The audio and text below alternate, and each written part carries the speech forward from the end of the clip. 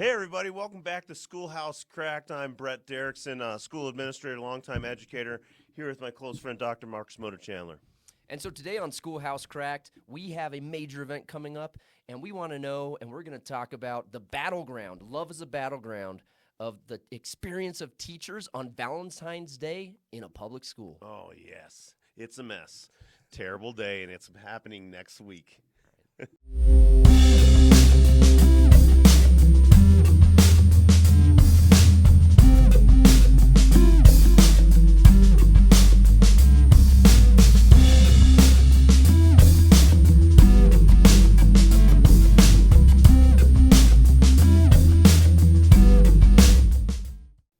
All right, so welcome back. Today we're exploring the mess that is Valentine's Day in public schools. Yeah, tears are coming up.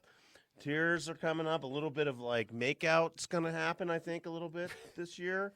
And so, again, just like introduce my good friend Dr. Marcus Motor Chandler, higher ed professor, former principal, assistant principal, school guidance counselor, coach, and just overall passionate educator. Yep, and with me, Mr. Brett Derickson, current administrator doing the good work, working with kids, parents, and families every single day, and a father of 3 wonderful children of his own. Well, 3 children.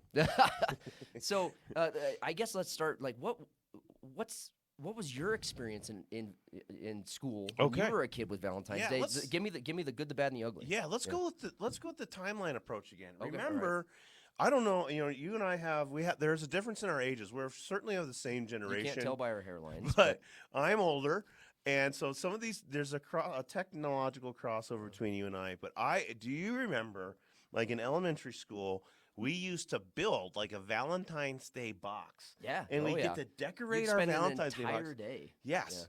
Yeah. And then you would get your own Valentine. Your parents would bring you out, and you'd get those little like candy hearts, and you'd put them on a Valentine, and you might sneakily put in a special Valentine's heart, like one that said like love on it or whatever else, and make sure that got to the right person. Or maybe you would like, do you remember, I never did this one, but I know that people did, particularly the younger ladies, but the snub. Making sure that you didn't get a Valentine or didn't stuff a Valentine. And making sure they saw you. Yes. You saw them not give you a Valentine. Yes, and the lecture at home from the parents about making sure you did give everybody a Valentine. The conversation about how it's okay to give your buddies Valentines. Right. But there had to be that one where you like 1 or 2 where you had to test the waters out and write a little message in there before you stuffed in their box, a little extra sweet message. Yeah, this reminds me of that famous Simpsons episode where Ralph gives Lisa, or Lisa gives Ralph a Valentine that says "I choose you," and it's a picture of a train, and Ralph thinks Lisa's in love with him. But God bless those elementary teachers, because when I was coming of that age, it was about inclusivity and not excluding anybody. And so if you were going to bring Valentine's cards, you had to bring one for everybody. Yeah. And the teachers would go through your Valentines to make sure you did in fact have one for everybody. Yeah. But then they were also privy to the maybe a little sweet one you gave your sweetheart. Yeah. Yeah. And that's also just goes back to just finding love notes. Yeah. That's really, really sad right now. I'd say the low point in my current career right now is like we don't get to find the love notes anymore. I mean, those finding those little love notes where that student in your class that really doesn't write well, but wants to pour their heart out and say the most intensely emotional things, like the budding Nicholas Sparks of the world out there. Man, I miss finding those. No, now it's just inappropriate pictures sent over Snapchat. Yeah, it is. It's gross now. It's not funny at all. So then, though, we go into middle school, and that's when we stop giving everybody a Valentine, and we start trying out like our whole year-long crush.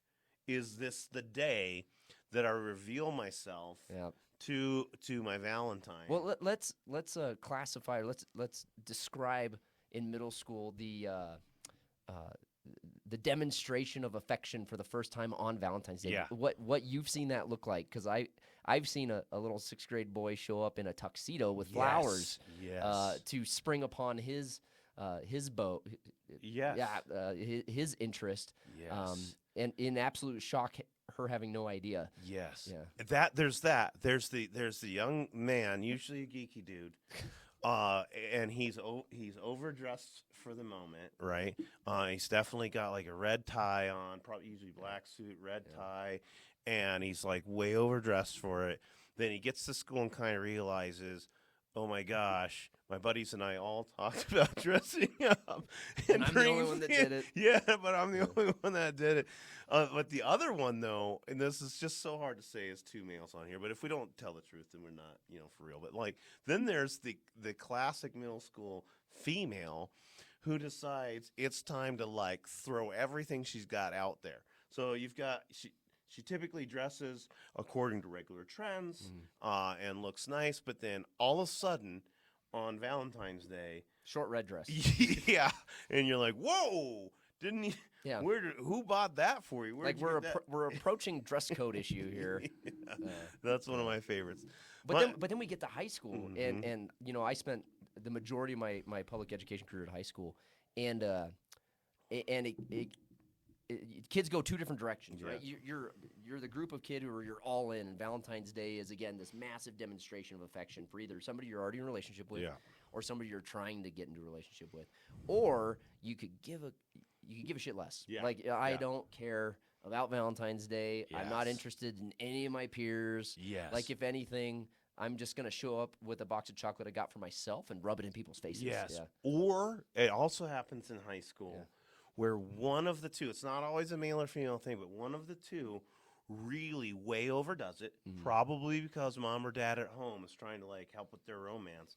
So you got like an actual couple, and you've got one who comes in and has almost nothing prepared or ready. That elementary school Valentine's Day card and some candy hearts. Yeah. And they they like their boyfriend or girlfriend, but then the other has actually gone out and spent like $100. Dozen There's roses, giant balloons, huge roses, and it's just like that leads almost always to a massive hysteria or breakout. You don't or love fight. me as much as I love you. Yes. Yeah. I love that. I love that one. One of our good friends and close colleagues, who's a principal now, he's the best at ruining romance. He's already started it on Friday. The kids have already started talking about, hey, Valentine's, and you hear them talking to each other, or sometimes they come up to you. Think you might be able to give them some advice. Oh yeah, the kids always want advice. Yeah, like, hey, I like this girl, but I don't know what gift to get her. I love it. Yeah. He nails it every time. He's like, break up with them today. Yeah. And they're like, what? Why would you give that advice? Like, no, break up with them today. Don't get them anything for Valentine's Day. Then the day after Valentine's Day, tell them how much you miss them. Yeah. Get back together. Problem solved. Yeah. Save yourself some money. Save yourself some heartache. So I, talking about surviving Valentine's Day in a public school as a faculty or staff member, big high school, 2,000 kids I worked at, and we had 2 attendance secretaries, wonderful women, great relationships with kids. But we had a policy where Valentine's Day got out of hand. Yeah. Kids were giving kids 6-foot-tall teddy bears. Yeah. 30 balloons, singing telegrams, yes, and like dozens and dozens and dozens of like candies and chocolates and flowers and you name it. And so it became so distracting, and we say distracting to the learning environment. Yes. And distracting to the learning environment gets thrown around a lot, right? Kind of in a BS way. But when you have a 6-foot teddy bear taking up an entire desk itself, like an English student, and now a kid can't sit down, that's problematic. So we used to have all the students, they got to enjoy their gift, they could share it, but then after they'd received it, they needed to bring it down to the attendance office for the rest of the day, and then they could pick it up during 7th period. And by the end of the day, it looked like Cupid had vomited all over that office, and these 2 women were, no exaggeration, up to their necks in just Valentine's Day crap. Yeah. And you'd see them kind of poking their heads out through the window. I can picture them. Yeah. I know the ladies. Yeah. I hate to be a one-upper, but you just jogged my memory, and I cannot believe I left this out. But I worked at a school, and one year it was a fundraiser for the choir to do those singing telegrams. Oh, so I'm already getting a headache. You could pay like $5 and have like there was a selection of like 4 songs that they would sing, and then they would come into the class, and they would read like a message if they did. It could be a non-message. It could be like, I'd be like, hey, this is for Marcus from Brett or whatever, and be that simple. And they would sing whatever 3 for Glen song. Coco. You Yeah. go, Glen Coco. Right. Yeah. But then they could also like come in and like read one of those little love letters and sing it. But what happened was that day, that year, somehow none of us picked up on how this was a rancid idea. And that like this would just be a total and total disruption. So like throughout the whole day, all instruction was being interrupted all day long. Oh my God. It was highly successful fundraiser. I hope they made a ton of money because it was a massive disruption. I would have bought 100 out of spite. Well, just if you were my teaching colleague, I would have made sure there was one coming into your classroom every 10 minutes on the hour. You would have. Yeah. You're for the audiences know this guy's highly skilled at the thoughtful prank. You would have. I would gladly fork over $500 to watch that. Yeah, and it was. But here's what they do too. They would bring out so they'd grab a chair and they'd ask the person. So if I was your interest. Oh, it was like a big production. Yeah. Okay. So they'd pull a chair out. They'd sit you down, and like 4 or 5 of the choir members, all dressed up, would sing to you. Okay. So here's the problem. So it's high school.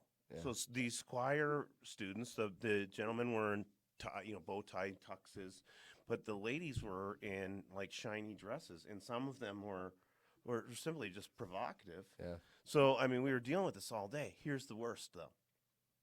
We had a faculty meeting that day, and somehow the choir teacher like authorized that a Valentine would be sent to one of the teachers at the faculty meeting. Oh no! And so these 3 young ladies come and they sit a faculty member down, and these dresses were completely and totally naughty, and they sang like a happy birthday, Mr. President kind of style of thing, and we all just sat there as a large faculty of like 70 super teachers. Cringy. Oh my gosh, I was sitting in the front row, and I felt so gross. You're just starting to cover your face and sink back in your chair. I would have rather had maple syrup poured on my head and down my back than to have sat through that again. It was Valentine's Day. Yeah. Take it off the calendar. Why don't we do President's Day and Valentine's Day on the same day and take it Everybody off? gets Monday off. Yeah, for sure. We treat it like Halloween. Absolutely.